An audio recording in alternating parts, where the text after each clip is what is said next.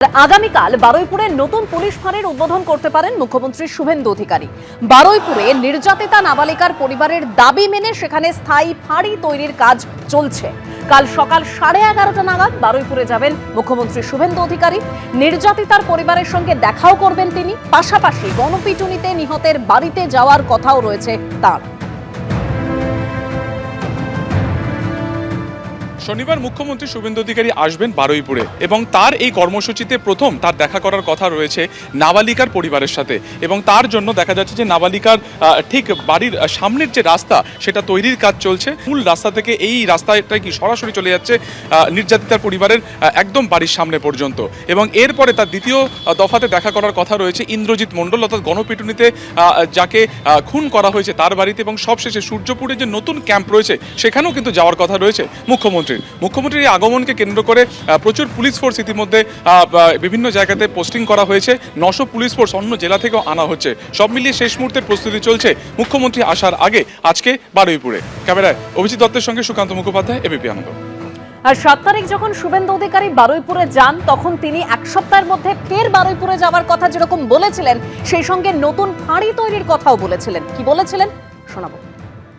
First and foremost হচ্ছে 4 জনের মধ্যে 3 জন ধরা পড়েছে, আর একজনকে ধরতে হবে, ওটা আমরা করছি। রিগার্ডিং কম্পেনসেশন, রিগার্ডিং অ্যাসিস্ট্যান্স আমরা দুটো পরিবারের উপরে ছেড়ে দিয়েছিলাম। ওরা কিছু কথা আমাকে বলেছে, আমি উইদিন এ উইক আসবো এবং দুটো ফ্যামিলিতে যাব। তখন সরকার ওরা যা চেয়েছে, সরকার যা করলো দেখতে পাবেন। ভিকটিম ফ্যামিলি একটা আউটপোস্ট চেয়েছেন, আমরা আউটপোস্টও ডিজিপি এইচএসকে বলেছি করতে হবে। প্রয়োজন হলে রেন্টাল বাড়ি নিয়ে খনি চালু করতে হবে। এবং আমি যখন ভিকটিমদের সঙ্গে মিট করতে আসবো তখন আউটপোস্টের ইনোগ্রেশন হবে। আমরা এখানে অনেকগুলো ডিসিশন নিয়েছি, সেগুলো প্রপারলি আমরা দেখব। আমি খুব পার্সোনালি স্যাটিসফাইড যে ওইটুকু একটা বাচ্চা মেয়ের পরিবার, সেই পরিবার এন্টায়ার আমার সঙ্গে প্রায় 10 জন বাবা মা সহ মিট করেছে এবং তারা কনফিডেন্স জানিয়েছে, আস্থা জানিয়েছে সরকারের উপরে, মুখ্যমন্ত্রীর উপরে, পুলিশের উপরে। এটা আমার আজকে বড় প্রাপ্তি।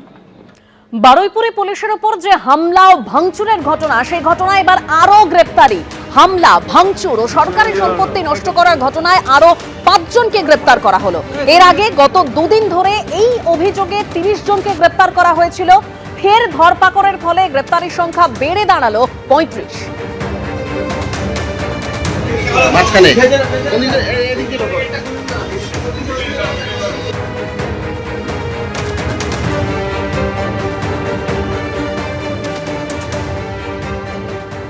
আর বারুইপুর কাণ্ডে গণপিটুনিতে নিহত ইন্দ্রজিৎ মণ্ডলের বাড়িতে এবার প্রেসিডেন্সি রেঞ্জের আইজি।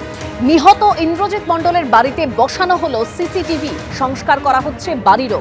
কাল গণপিটুনিতে নিহতর বাড়িতে যাবেন মুখ্যমন্ত্রী শুভেন্দু অধিকারী। গণপিটুনিতে নিহত ইন্দ্রজিৎ মণ্ডলের বাড়িতে প্রেসিডেন্সি রেঞ্জের আইজি কঙ্কর প্রসাদ বারুই যান।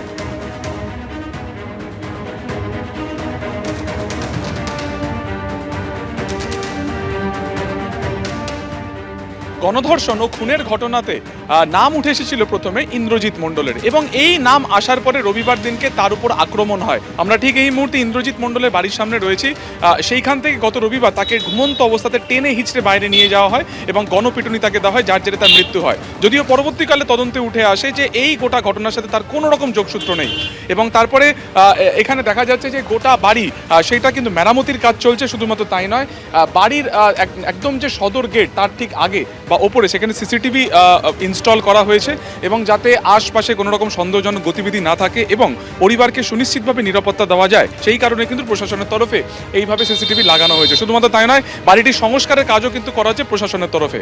এখন জানা যাচ্ছে যে আগামীকাল অর্থাৎ শনিবার শুভেন্দু অধিকারী নির্যাতিতার পরিবারের পাশাপাশি কিন্তু তার দেখা করার কথা রয়েছে। গণপিটুনিতে যাকে খুন করা হয়েছিল সেই ইন্দ্রজিতের পরিবারের সাথেও আমরা দেখতে পাচ্ছি সেই বাড়িতে ইতিমধ্যে কিন্তু ইনস্টল করা হয়েছে সিসিটিভি। আশপাশে নিরাপত্তার বহরও কিন্তু একই রকমভাবে বাড়ানো হয়েছে। ক্যামেরা অভিজিৎ দত্তের সঙ্গে সুকান্ত মুখোপাধ্যায়, এবিপি আনন্দ। আর গণপিটুনিতে নিহত ইন্দ্রজিৎ মণ্ডলের মা বাবা এবং তার আত্মীয়রা কি বলছেন শোনাবো। কি আর বুঝবো বলে, চলে গেছে, আর কিছু করার আছে? আর কি করবো আর। আপনারা তো ছিলেন যখন এরকম টেনে কিছু নিয়ে যায়, হ্যাঁ, হ্যাঁ। কাউকে চিনতেন আপনারা? কার হচ্ছে? সব এলাকার বাইরে হ্যাঁ, কারা ছিল তারা?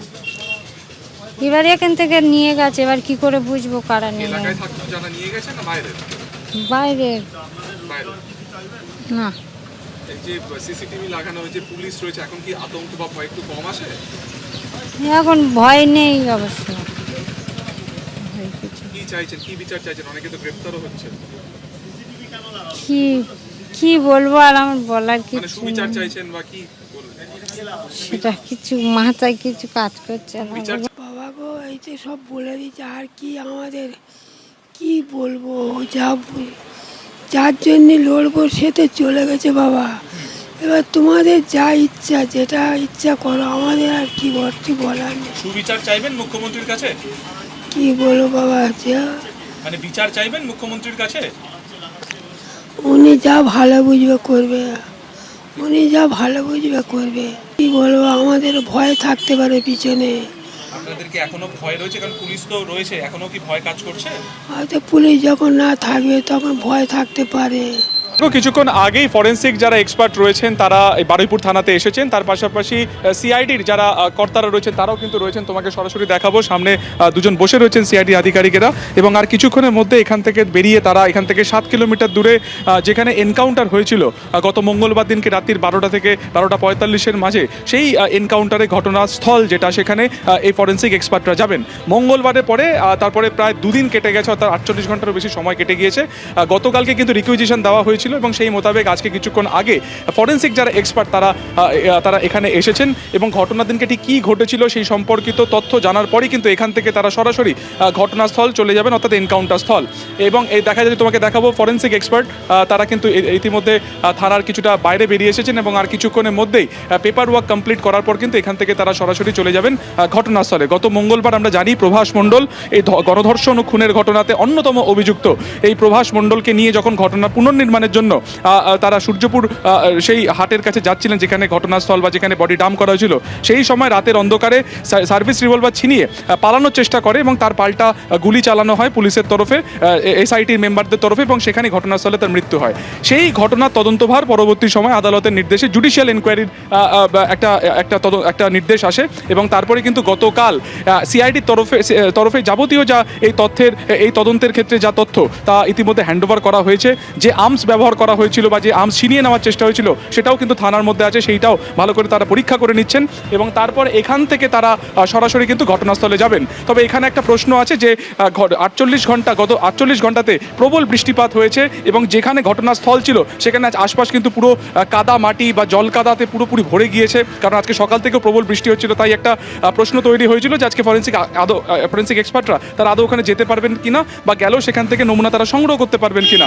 এখন উদ্ভূত পরিস্থিতিতে তারা থানাতে আছেন, কিছুক্ষণের মধ্যে তারা স্পটে রওনা দেবেন, তাদের গাড়িও কিন্তু প্রস্তুত হয়ে গিয়েছে। এখন দেখার যে তারা সেখানে যাওয়ার পরে তারা তথ্য সংগ্রহ সেখান থেকে করতে পারেন কিনা, তার কারণ আশপাশ পুরোটাই কিন্তু কার্যত জলে ডুবে গিয়েছে, তার কারণ নর্মাল যে উচ্চতা, যে রাস্তা, তার থেকে অনেকটা নিচুর দিকে কিন্তু সেই কাদা জমি বা সেই জলা জমি যেখানে এনকাউন্টার করা হয়। তো ফলত সিআইডির যারা কর্তারা বা গোয়েন্দারা তারা ইতিমধ্যে এখানে রয়েছেন এবং ফরেন্সিক যারা এক্সপার্টরা তারাও 6 থেকে 7 জন যারা তদন্তকারীরা তারাও ইতিমধ্যে এখানে এসেছেন এবং এখান থেকে আর কিছুক্ষণের মধ্যেই এই এনকাউন্টার নিয়ে বা এনকাউন্টারের তদন্তে তারা এসেছেন। অর্থাৎ যেখানে এনকাউন্টার করা হয়েছে আর কিছুক্ষণের মধ্যেই ফরেন্সিক টিম বারুইপুর থানা থেকে বেরিয়ে সেই ঘটনাস্থলে যাবেন। অবশ্যই সেদিকে আমাদের নজর থাকবে। ধন্যবাদ সুকান্ত। এবিপি আনন্দ, এগিয়ে থাকে, এগিয়ে রাখে।